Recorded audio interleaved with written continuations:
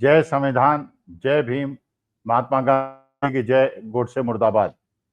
देखिए, सबसे पहले आज चर्चा की शुरुआत करते हैं जो हमारे देश के माननीय चीफ जस्टिस ऑफ इंडिया ने टिप्पणी की है, गवाई साहब ने।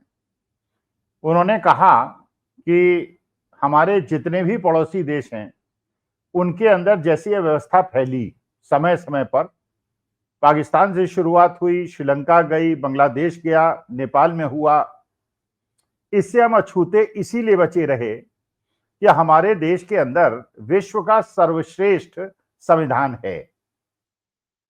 डायरेक्टली इनडायरेक्टली उन्होंने ये बता दिया, जो पहले भी वो टिप्पणी कर चुके हैं, जब कुछ भारतीय जनता पार्टी के एमपीज ने कहा था कि राष्ट्रपति सर्वोपरि हैं और कुछ लोगों ने कहा था कि सुप्रीम कोर्ट सर्वोपरि है, तो उस समय भी गवाई साहब ने यह कहा था कि न राष्ट्रपति सर्वोपरि है, न प्रधानमंत्री सर्वोपरि है, न सुप्रीम कोर्ट सर्वोपरि है, संविधान सर्वोपरि है। और यही हमारे देश की खूबसूरती है और इतना सुंदरता से बनाया हुआ संविधान है कि हमारी सारी समस्याओं का समाधान उसके अंदर है। इसीलिए इसको बनाने में 3 साल के करीब का समय लगा और विश्व का सर्वश्रेष्ठ वो संविधान बना जिसके अंदर, जहां बहुत ज्यादा विकसित कहे जाने वाले देश महिलाओं को वोटिंग का अधिकार नहीं दे रहे थे, हमारे देश में पहले दिन से, जब से संविधान बना, महिलाओं को वही अधिकार मिला जो पुरुषों को मिला। संविधान की मर्यादा को कायम रखना और उसका पालन करना, ये देश के वो लोग जो मनुस्मृति नहीं चाहते और संविधान चाहते हैं उसको मानते होंगे। जो मनुस्मृति चाहते हैं उनकी बात ही अलग। अब प्रश्न ये उठता है कि ये जो संविधान की रक्षा और उसके अनुपालन के लिए हमारे सामने 2 बड़े व्यक्तित्व हैं। एक हमारे देश के प्रधानमंत्री मोदी जी हैं और दूसरी तरफ नेता विरोधी दल राहुल गांधी हैं। तो अगर हम ये मानते हैं कि लोकतंत्र की रक्षा के लिए, देश की एकता अखंडता के लिए संविधान को मजबूत करना और उसकी अवहेलना न करना आवश्यक है, तो ये चर्चा करना बहुत आवश्यक है, तुलना करना बहुत आवश्यक है कि इन दोनों व्यक्तित्वों में से कौन सा व्यक्तित्व संविधान की और लोकतंत्र की रक्षा करने के लिए सक्षम है। कंपैरिजन करते हैं। देखिए, आपने राहुल गांधी की यात्रा देखी, भारत जोड़ो यात्रा देखी, न्याय यात्रा देखी, और बिहार के अंदर जो वोट बचाओ यात्रा उन्होंने निकाली वो देखा। आपने देखा राहुल गांधी जनता से मिलने में डरते नहीं हैं। जैसे पंडित जवाहरलाल नेहरू नहीं डरते थे, वह जनता के बीच में उतर जाते हैं। जबकि ये सबको पता है कि आज की तारीख में अगर देश के अंदर सबसे ज्यादा ऐसा एक व्यक्ति है जिसपे सबसे ज्यादा खतरे हैं तो वो राहुल गांधी है। क्योंकि उनके परनाना देश के प्रधानमंत्री रहे और उनकी पुत्री इंदिरा जी जो हमारे देश की प्रधानमंत्री रहीं, उनकी निशंस हत्या, उसके बाद राहुल गांधी के पिता राजीव गांधी की निशंस हत्या, तो खतरे में तो वो हैं। लेकिन इसके बावजूद, जैसे उनके परनाना पंडित जवाहरलाल नेहरू भीड़ के अंदर उतर जाते थे और उनके पिता राजीव गांधी को भी मैंने भीड़ के अंदर उतरते हुए देखा है, वो डिस्टेंस का पालन नहीं करते थे। उसी प्रकार से राहुल गांधी भी जनता से मिलने में डरते नहीं हैं, जनता के बीच में घुल मिल जाते हैं। तो एक तो ये उनके व्यक्तित्व का लक्षण आपने देखा, हर जगह देखा, ही डजंट कीप डिस्टेंस। और दूसरी तरफ माननीय मोदी जी हैं।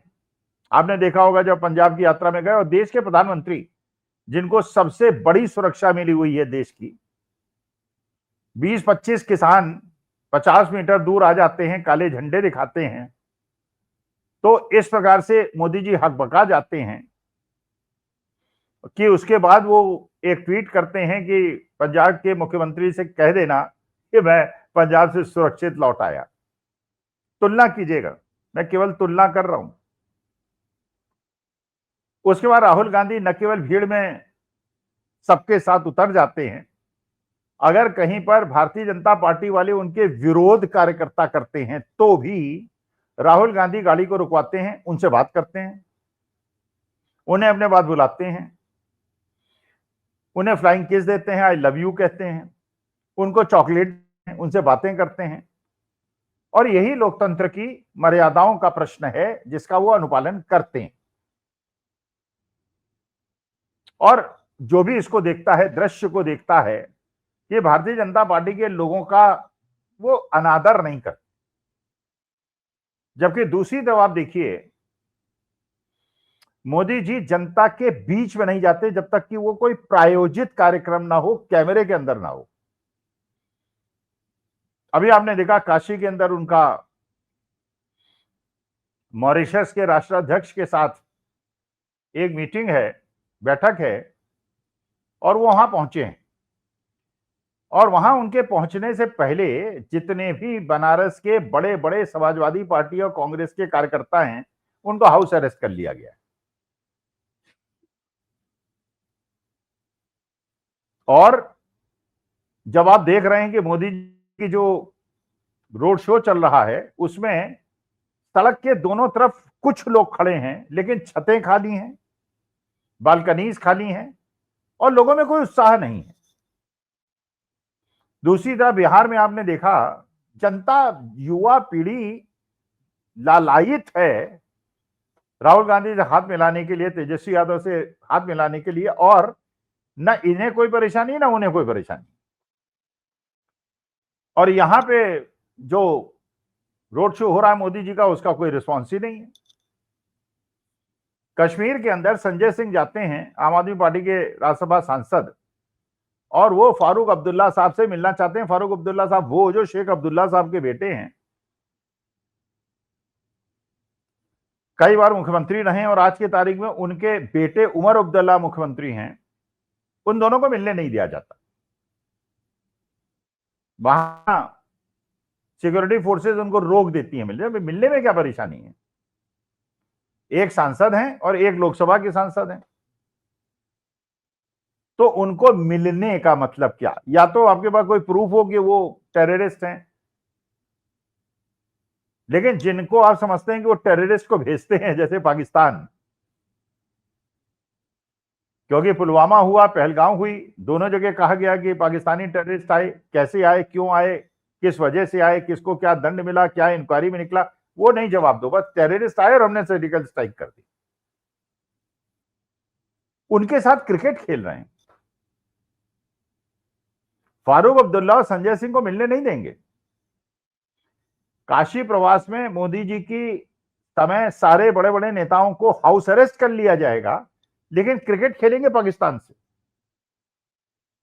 क्या आपको इसका औचित्य समझ में आता है?